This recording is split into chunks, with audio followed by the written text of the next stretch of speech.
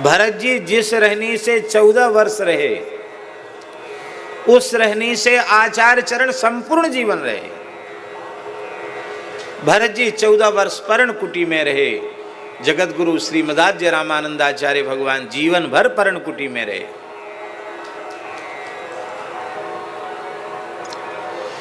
जैसे भरत जी कुशा बिछाकर भूमि पर शयन करते थे, ऐसे ही आचार्य चरण जीवन भर कुशा बिछाकर भूमि पर ही उन्होंने शयन किया। केवल पायस ही ग्रहण किया, संसार के समस्त भोगों का जीवन पर्यंत के लिए त्याग कर दिया। कंचन कामने का स्पर्श ही नहीं किया। आहा, क्या कहना।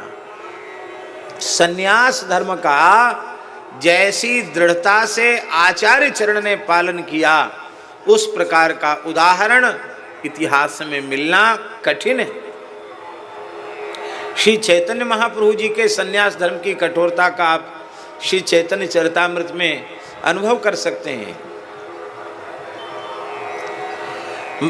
महाप्रसाद ग्रहण करने के बाद महाप्रभु जी हरितकी लेते थे, हर वो भी नित्य ही भिक्षा में लाई जाती थी। दूसरे दिन के लिए हरितकी का संग्रह उनकी सेवा में रहने वाले साधक ने कर लिया तो कहा, तुम हमारे सन्यास धर्म को नष्ट करने वाले हो, तुम हमारे निकट रहने योग्य नहीं हो, दूसरे दिन के लिए तुमने संग्रह क्यों किया। जगत गुरु श्रीमदाद्य रामानंदाचार्य भगवान ने अपने संपूर्ण जीवन में कोई संग्रह परिग्रह दूर दूर तक नहीं किया। और एक विशेषता, एक ही अवतार काल में 2 बार अवतार ग्रहण किया। संवत 1256 में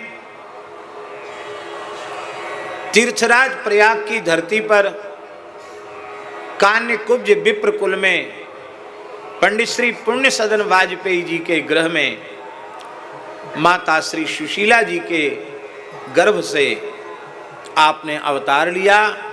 और एक विलक्षण संयोग की बात थी, उस समय माघ कृष्णा सप्तमी को मकर संक्रांति भी थी।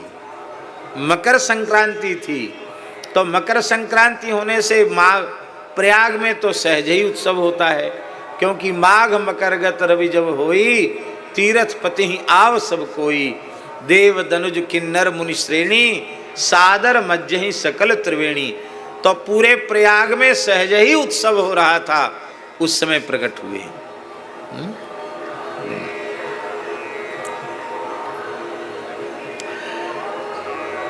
जब आप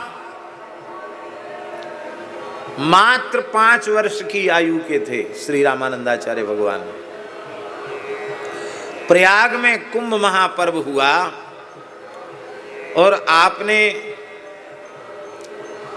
उस समय विद्वानों के मध्य विराजमान होकर के मात्र 5 वर्ष की आयु में संपूर्ण श्रीमद् वाल्मीकि रामायण का कंठस्थ पारायण किया।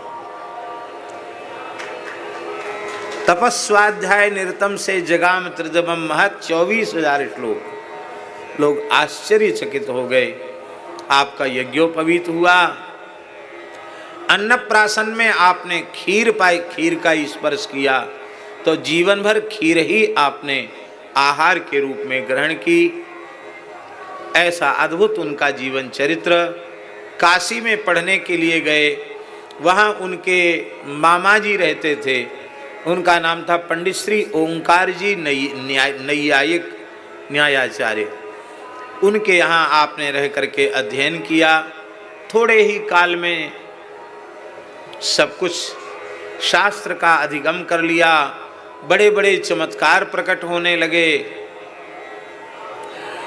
इनकी महिमा को देखकर इनके माता पिता श्री पुण्य सदन जी और सुशीला जी ये इतने अधिक भावुक हो गए कि उन्होंने कहा, इस बालक को केवल अपना पुत्र मानकर व्यवहार करने से हम ठगे जाएंगे।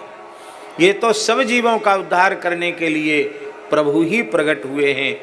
जब ये सब जीवों पर कृपा कर रहे हैं, अपने शंखनाद से सबको दिव्य दीक्षा प्रदान कर रहे हैं, तो हम इनके दीक्षा से वंचित क्यों हों और अपने पितृत्व मातृत्व के अभिमान का त्याग करके अत्यंत दैन्य भाव से आपके पिता माता आपके चरणों में दीक्षा के लिए उपस्थित हुए।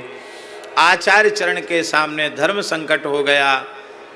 ये तो साक्षात मर्यादा पुरुषोत्तम प्रभु के ही स्वरूप हैं, ये अमर्यादा का कार्य कैसे कर सकते हैं? भले ही ये साक्षात प्रभु हैं, आचार्य स्वरूप में प्रकट भय हैं, लेकिन पिता माता को शरणागति देना, दीक्षा देना, ये मर्यादा के विरुद्ध है। तो आपने पहले तो कानों पर हाथ रख लिया, पिता माता ने अतिशय आग्रह किया तो आप अंतर्धान हो गए, बैठे बैठे लुप्त हो गए, अंतर्धान हो गए। मात्र 12 वर्ष की आयु थी। अंतर्धान होने पर माता सुशीला जी को इतना विरह हुआ कि माता सुशीला जी ने तो अपने प्राण त्याग दिए। वे प्राण त्याग कर भगवान के नित्य धाम में उन्होंने प्रयाण किया। पुण्य सदन जी असह्य विरह वेदना से युक्त थे। मामा जी भी बहुत व्याकुल थे, सभी लोग व्याकुल थे। तब पंचगंगा घाट पर श्रीमठ में विराजमान वशिष्ठावतार श्रीमद स्वामी राघवानंदाचार्य जी के चरणों में पुण्य सदन जी पहुँचे और कहा कि प्रभु, मेरे प्राण इसी आशा में अटके हैं कि एक बार मैं अपने पुत्र का मुख चंद्र का दर्शन कर लूं।